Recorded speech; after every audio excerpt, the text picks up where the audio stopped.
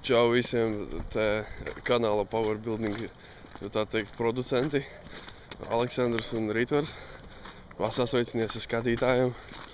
Šobrīd mēs atrodamies gleznainajos Āgenskalna rajonos, kā jūs redzat, vai ne?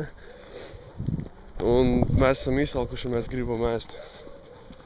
Tā, nu šodien gribējām apspriest dažas tēmiņas. Sāksim ar to, kad mēs no šī brīža veidosim arī šādu veidu blogu. Neformālo, kur mēs runāsim tā nepiespiestāk un vienkāršāk.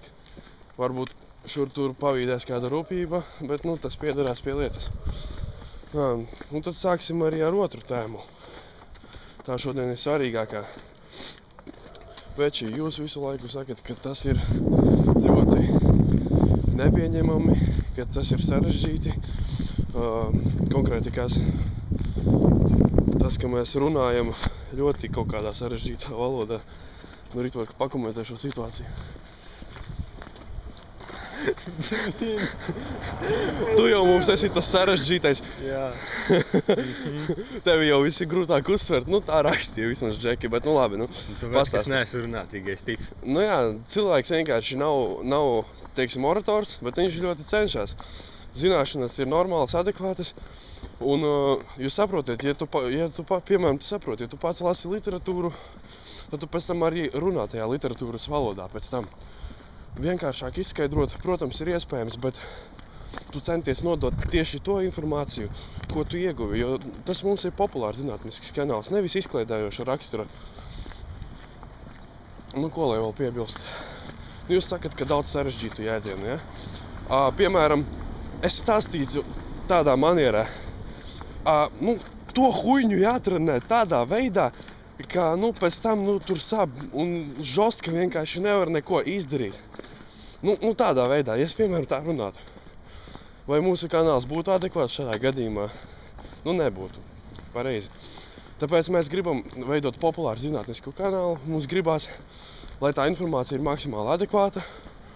Un, protams, cilvēki, kas skatās mūsu kanālu, uzreiz visu var nesaprast. Tāpēc tas ir YouTube. Tāpēc te var pārtīt atpakaļ, noskatīties vēlreiz. Nesaprotam vārdu, iegooglējam, paskatāmies. Tieši tik elementāri. Ritvar, vēl pakomentē šo situāciju. Tavu viedokli gribu zināt. Tu esi ļoti sīki skaidri, saprotami izskaidro. Nē, Ritvar, tev ir jāparunā. Tomēr, zini kā, pirmais videoblogs, tāpat bija tava iniciatīva, tā teiksim. Jā. Parunājies. Kā jūs saprotat, orators būs Aleksandrs? Nē, parunājiet ar saviem skatītājiem, Ritvara Janskungs, lūdzu. Kur ir palikušas jūsu baķenes? Nav un nebūs. Nebūs mums vairs bulberēni, ja? Nē, darbs neļauj. Paskatieties, kāds trotuārs, drausmas vienkārši. 2 kuļi, nevar normāli. Pastieties. Kas man uz brauktos jākāk? Tas ir ļoti bīstami. Tas tā. Ko vēl mēs pateiksim? Es tagad, riktīgi kopēju Igoru Gasciuninu, viņš arī savas nāsas šitā filmē. Un viņš lamājas, viņš biežāk nekā es lamājos. Bet viņš arī lielāks kuilis, tāpēc viņš to drīkst darīt. Stulbās mašīnas. Tā, kur atkal gleznaini Āgenskalna rajoni. Tā jau ir bišķi labāk. Mēs tagad esam ļoti izsalkuši, kā jau teicām. Ejam uz kaut kādu veikalu, uz kādu bodi. Dodamies sirojumā, pakaļ provīzijai. Un pēc tam mēs veidosim konkrēti jaunu sižetu. Tad sižets būs super kompensācija. Ļoti derīgs sižets, manuprāt. Un pēc tā būs arī sižets, iespējams būs sižets par to, kāpēc nav progresa. Bet, pirms tam jums būs jānoskatās slodes progresiju un superkompensāciju. Pēc tam tikai mēs palaidīsim tieši šo sižetu par progresa neesamību un kā to ārstēt.